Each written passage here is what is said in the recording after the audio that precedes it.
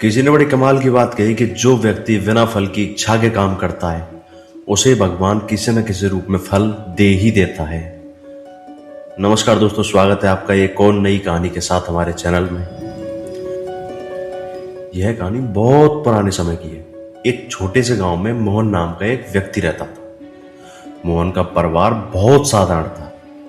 उसका छोटा सा घर, वह दिन रात मेहनत करके अपनी आजीविका चला रहा था। हालांकि मोहन का जीवन साधारण था, लेकिन उसका दिल बहुत बड़ा था। वो हमेशा दूसरों की मदद करने के लिए तत्पर रहता। गांव में हर कोई उसकी ईमानदारी और दयालुता की सराहना करता। मोहन की आदत थी कि खेतों में काम करते समय जो भी जरूरतमंद मिलता उसकी मदद जरूर करता। अगर कोई भूखा कुत्ता भी आ जाता तो बिना सोचे समझे अपने टिफिन में से खाना निकाल कर उसे खिला देता।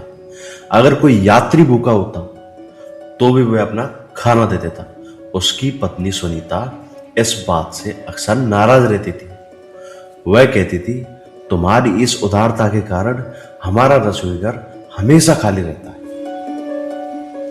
तुम्हें अपने बारे में भी सोचना चाहिए। लेकिन मोहन मुस्कुराकर जवाब देता, सुनीता, भूखा पेट सबसे बड़ा दुश्मन होता है। अगर हम किसी की मदद कर सकते हैं तो क्यों ना करें? भगवान सब देखता है।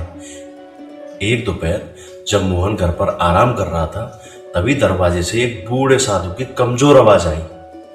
उसकी आवाज ऐसी थी मानो बहुत थके और भूखे हो।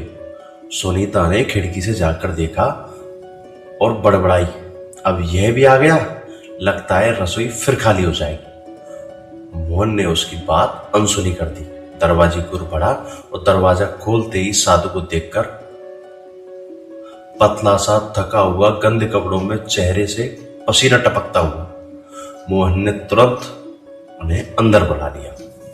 बाबा, यहां बैठिए, मैं आपके लिए पानी लाता हूं। वह जल्दी से अंदर गया, ढेर सारा पानी लाया और साधु को दिया।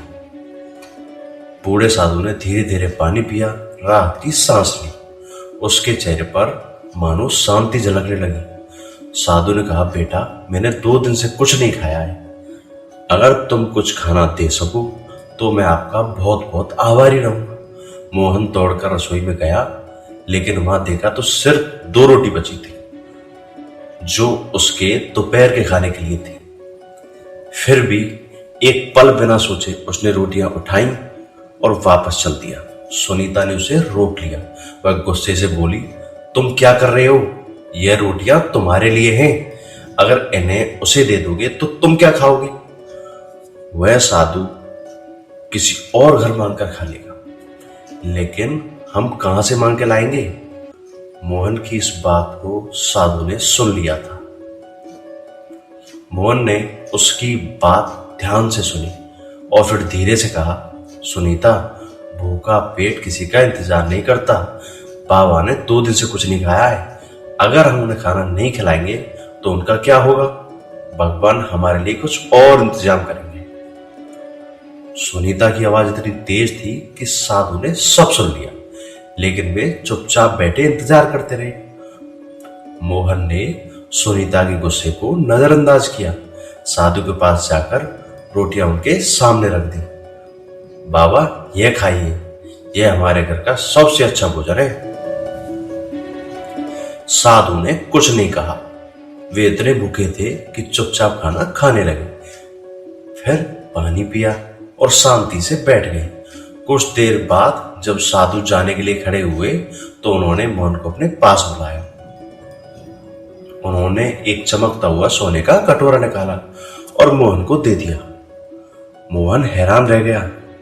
बाबा, मैं इसे नहीं ले सकता, यह आपका है। साधु मुस्कुराए और बोले, बेटा, इसे रख लो।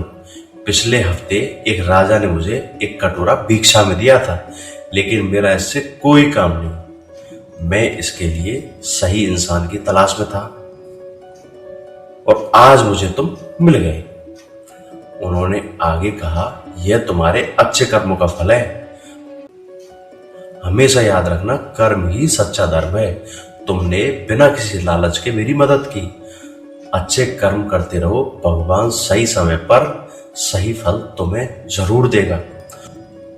तुम्हारी दयालुता और निस्वार्थ कर्म न केवल तुम्हें बल्कि तुम्हारे परिवार को भी शांति और सुख देंगे।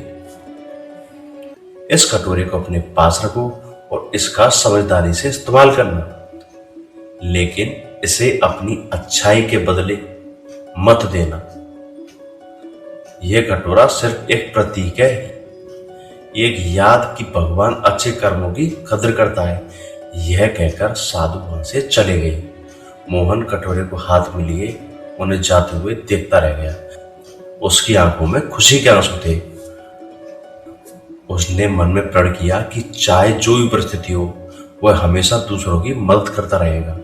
दोस्तों, कर्म ही सच्चा धर्म है। जो व्यक्ति बिना फल की इच्छा के अच्छा कर्म करता है, उसे भगवान किसी न किसी रूप में फल दे ही देते हैं। सही काम करने के लिए कभी पीछे मत हटो।